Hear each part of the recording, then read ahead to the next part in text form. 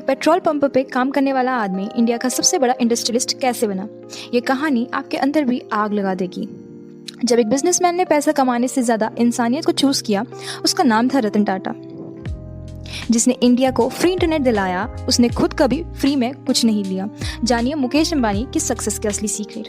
तो आज हम इस वीडियो में जानेंगे ऐसे 10 टॉप बिजनेसमैन जिनकी सक्सेस स्टोरी आप सभी के लिए एक मोटिवेशन है। तो स्टार्ट करते हैं। धीरू भाई अंबानी सपने छोटे सोचने वालों को नहीं दिखते। धीरू भाई एक नाम जो हर घर में सुना गया है, पर क्या आप जानते हो उनका सफ़र एक पेट्रोल पंप से शुरू हुआ था। हाँ, वो एक छोटी नौकरी करते थे गल्फ कंट्री में, पर उनका विजन दुनिया से अलग था। उन्होंने कभी हार्वर्ड जैसे इंस्टीट्यूट में पढ़ाई नहीं की, लेकिन उन्होंने दुनिया को एक बिजनेस स्कूल की तरह पढ़ा। जहाँ लोग कहते थे ये पॉसिबल नहीं है, वहाँ धीरू भाई कहते थे मैं करके दिखाऊंगा। उनसे हमें ये लेसन मिलता है कि अगर सपना बड़ा है तो मुश्किलें भी बड़ी होंगी, पर अगर इरादे पक्के हों तो कुछ भी मुमकिन है। रिलायंस जैसे एम्पायर की नींव एक आम आदमी ने रखी। सोच के देखो, अगर उन्होंने डर के कदम पीछे खींच लिए होते तो आज इंडिया की इकोनॉमी हिस्ट्री कुछ और ही होती। जब एक बिजनेसमैन ने पैसा कमाने से ज़्यादा इंसानियत को चूज़ किया, उनका नाम था रतन टाटा। रतन टाटा, फ़ायदा कमाने से पहले इंसानियत ज़रूरी है। एक ऐसे बिजनेसमैन जिन्होंने कभी सिर्फ प्रॉफिट के पीछे भागना नहीं चुना। जब 26/11 का अटैक हुआ तो टाटा ग्रुप ने उनके होटल्स के एम्प्लॉयज़ का, उनकी फैमिली मेम्बर्स का बिना एक पैसे लिए पूरा ख्याल रखा। रतन टाटा ने कभी शोर नहीं मचाया, वो काम करते गए साइलेंटली। उन्होंने नैनो कार बनाई जो एक आम आदमी के लिए सपने जैसी थी, क्योंकि उनका कहना था मैं छोटी फैमिली के लिए कुछ करना चाहता हूँ। उनसे हमें ये लेसन मिलता है कि बड़ा बनना है तो बड़ा सोचो, लेकिन उसमें दिल और इंसानियत ज़रूर रखो। लीडरशिप का मतलब सिर्फ पैसा कमाना नहीं, दिल जीतना भी होता है। जिसने इंडिया को फ्री इंटरनेट दिया, उसने खुद कभी फ्री में कुछ नहीं लिया। जानिए मुकेश अंबानी के सक्सेस का असली सीक्रेट्स। डिसिप्लिन और विजन का परफेक्ट कॉम्बो। धीरू भाई के सपने को रियलिटी में तब्दील करने का नाम मुकेश अंबानी ने कहा है। वो हर वक्त फ्यूचर की तरह देखते हैं। जियो का विजन लो, जिसने पूरे देश में डाटा का क्रांति ला दिया। मुकेश अंबानी ने दुनिया को दिखाया कि अगर आपके पास डिसिप्लिन, डाटा और डायरेक्शन हो तो गेम बदल सकते हो। जियो ने सबसे पहले फ्री डाटा दिया। लोग सोच भी नहीं सकते थे कि इंटरनेट कभी फ्री हो सकता है। उनसे हमें ये लेसन सीखने को मिलता है कि कल के लिए आज का डिसीजन लेना सीखो। मुकेश अंबानी ने हमें ये सीखना चाहिए कि इनोवेशन सिर्फ दिमाग से नहीं, डेयरिंग से भी आती है। एक आदमी जिसके पास पैसे नहीं थे पर एक आइडिया था, उसने इंडिया के IT फ्यूचर को बदल दिया। नाम है नारायण मूर्ति। सक्सेस को शेयर करो। इन्फोसिस के फाउंडर नारायण मूर्ति ने एक छोटी सी टीम के साथ IT रिवॉल्यूशन स्टार्ट की। उनका विजन था इंडिया को एक IT सुपर पावर बनाना, और वो सिर्फ अपने लिए नहीं, टीम के साथ लेके चले। उनसे हमें ये मोटिवेशन मिलता है कि उन्होंने कभी पैसा फर्स्ट प्रायोरिटी नहीं बनाया।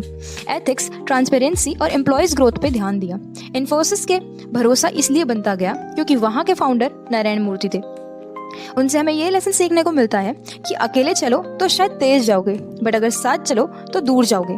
उन्होंने लीडरशिप का मतलब बताया, empower others not just yourself. जब सब लोग सेफ खेल रहे थे, एक आदमी ने पूरे गेम के रूल बदल दिए। नाम है गौतम अडानी। रिस्क लेने वाले ही कहानी बनाते हैं। अडानी जी की कहानी भी एक आम बिजनेस से शुरू होती है। डायमंड ट्रेडिंग, प्लास्टिक इंपोर्ट्स, और आज वो ports, energy, airports, data centre जैसे कई सेक्टर्स में लीडर हैं। अडानी जी ने कई बार रिस्की डिसीजंस लिए, लेकिन हर डिसीजन के एक कैलकुलेटर विजन था। जब सब लोग सेफ खेल रहे थे, वो नए सेक्टर्स में कदम रख रहे थे। रिस्क से मत डरो, रिसर्च करो, समझो और फिर बॉडीली कदम उठाओ। एक इंजीनियर ने लैपटॉप नहीं, एक IT एम्पायर खड़ा कर दिया। इंडिया के स्टीव जॉब्स जिनको बोला जाता है, वो है शिव नाडर। इनोवेशन और एजुकेशन से दुनिया बदल। शिव नाडर ने अपने करियर की शुरुआत एक इंजीनियर के रूम में की थी, लेकिन उन्होंने अपने दिमाग की ताकत को समझा और इनोवेशन और टेक्नोलॉजी का क्षेत्र में अपना एम्पायर बनाया। शिव नाडर का नाम इंडिया के IT इंडस्ट्री के स्टोर्समेंट्स में है। उन्होंने HCL, हिंदुस्तान कंप्यूटर लिमिटेड की स्थापना की, जो आज एक ग्लोबल टेक्नोलॉजी कंपनी है, पर उनका सबसे बड़ा जुनून था एजुकेशन को बदलना। उन्होंने नाडर फाउंडेशन की शुरुआत की, जिसमें एजुकेशन और स्किल डेवलपमेंट पे फोकस किया जाता है। उनसे हमें ये लेसन सीखने को मिलता है कि अगर आप दुनिया को बदलना चाहते हो तो पहले अपने विचार को बदलो, और सबसे ज़रूरी बात, जो आप सीखते हो उसे दूसरों तक पहुंचाना कभी मत भूलना। शिव नाडर से हमें सीखते हैं कि अपने विजन को रियलिटी बनाने के लिए इनोवेशन और एजुकेशन का कॉम्बिनेशन होना चाहिए। बायोटेक इंडस्ट्री में किसी ने सोचा भी नहीं था, और एक लड़की ने दुनिया का डायरेक्शन ही बदल दिया। नाम था किरण मजूमदार। रिस्क लेना ज़रूरी है। किरण मजूमदार एक ऐसी बिजनेस वुमेन है जिन्होंने अपने सपनों को हकीकत में बदला। जब मेडिकल और बायोटेक्नोलॉजी का क्षेत्र पूरी दुनिया में एक छवि बन रहा था, उन्होंने बायोकॉन कंपनी की स्थापना की, जिसका आज एक स्ट्रॉन्ग ग्लोबल प्रेजेंस है। जब उन्होंने अपनी कंपनी स्टार्ट की थी तब इंडिया में बायोटेक्नोलॉजी के लिए कोई स्पेसिफिक इकोसिस्टम नहीं था। उन्होंने खुद को सबसे ज़्यादा चैलेंज किया अपने एरिया में एक्सपर्ट बनने के लिए। किरण ने हमेशा अपने सपनों के लिए रिस्क लिया और वो रिस्क हर बार सफल हुआ। उनसे हमें ये लेसन सीखने को मिलता है कि रिस्क लेना ज़रूरी है, क्योंकि जो लोग रिस्क नहीं लेते वो कभी नए आइडियाज़ का फ़ायदा नहीं उठा सकते। किरण की कहानी से हमें ये सीखने को मिलता है कि जब तक आप अपने कंफर्ट जोन से बाहर नहीं निकलते तब तक आप सफलता को नहीं पा सकते। ये बिजनेसमैन पैसा कमाने के लिए नहीं, बांटने के लिए मशहूर है। ऐसे लोग दूसरी बार नहीं मिलते। उनका नाम है अजीम प्रेमजी। वैल्यू क्रिएशन पे ध्यान दो। अजीम प्रेमजी की कहानी सबसे अलग है। विप्रो को उन्होंने अपने कॉलेज के दिनों में ज्वाइन किया था, लेकिन उन्होंने सिर्फ बिजनेस नहीं बल्कि वैल्यू क्रिएशन पर भी फोकस किया। आज विप्रो एक ग्लोबल आईटी गिगांट है और प्रेमजी को ज़ीकार of the India IT industry भी कहा जाता है। मोटिवेशंस मिलते हैं जैसे अजीम प्रेमजी की सफलता का राज उनका अप्रोच है। उन्होंने पहले अपनी कंपनी को वैल्यू क्रिएशन में इन्वेस्ट किया, जिससे उन्होंने लॉन्ग टर्म विजन को अचीव किया। उन्होंने बिजनेस को सिर्फ प्रॉफिट कमाने का जरिया नहीं समझा, बल्कि सोशल और इन्वायरमेंटल इश्यूज को भी एड्रेस किया। उससे हमें ये सीखने को मिलता है कि बिजनेस का असली मतलब है वैल्यू बनाना। अगर आप दूसरों के लिए वैल्यू क्रिएट कर रहे हो तो आपका सक्सेस भी आएगा। अजीम जी की कहानी हमें ये सिखाती है लॉन्ग टर्म सक्सेस के लिए सिर्फ पैसा नहीं बल्कि अपने कस्टमर्स और सोसाइटी के लिए कुछ सिग्निफिकेंट बनाना जरूरी है। जो इंग्लिश बोल नहीं पाता था उसने दुनिया का डिजिटल पेमेंट डिजाइन किया। ये कहानी हिला देगी। कहानी है विजय शेखर शर्मा की। छोटी सी आइडिया और बड़ी सोच।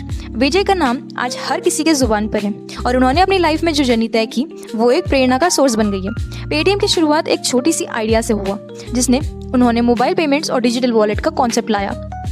विजय शर्मा ने अपनी कहानी को ये साबित करके दिखाया कि अगर आपका आइडिया यूनिक है और आप अपने विजन पर यकीन करते हो तो कुछ भी नामुमकिन नहीं है। इससे हमें ये लेसन सीखने को मिलता है कि छोटी सी शुरुआत लेकिन बड़ा सोचना ज़रूरी है। जब तक आप अपने आइडिया पर यकीन नहीं करते तब तक दुनिया को आपके आइडिया की इंपॉर्टेंस नहीं पता चलेगी। योगा वाले बाबा ने मल्टीनेशनल ब्रांड्स की नींद क्यों उड़ा दी? स्वदेशी के असली वॉरियर की कहानी। रामदेव बाबा, स्वदेशी का मंत्र और एंटरप्रेन्योर का विजन। बाबा रामदेव सिर्फ योगा गुरु नहीं है, उन्होंने अपने एंटरप्रेन्योरल जर्नी में पतंजलि ब्रांड को दुनिया भर में बढ़ाया। पतंजलि आज इंडिया के टॉप एफएमजी ब्रांड्स में से एक है, जिसमें नेचुरल और आयुर्वेदिक प्रोडक्ट्स का एक वास्ट रेंज है। रामदेव बाबा ने एक ऐसी इंडस्ट्री में अपने कदम रखे जहां स्वदेशी प्रोडक्ट्स की कमी थी। उन्होंने अपने विजन को पूरे देश में स्वदेशी प्रोडक्ट्स की तरह मोड़ दिया और पतंजलि को एक स्ट्रॉन्ग कॉम्पिटिटर बना दिया मल्टीनेशनल ब्रांड्स के सामने। उनसे हमें ये लेसन मिलता है कि अपनी पहचान को समझाओ, अपने कल्चर्स को समझो और उसे ग्लोबल लेवल तक ले जाओ।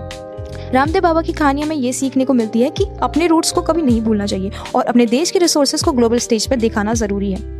ये थे कुछ बहुत प्रमुख बिजनेसमैन जो हमें अपनी लाइफ के सफ़र में सीखने का मौका देते हैं।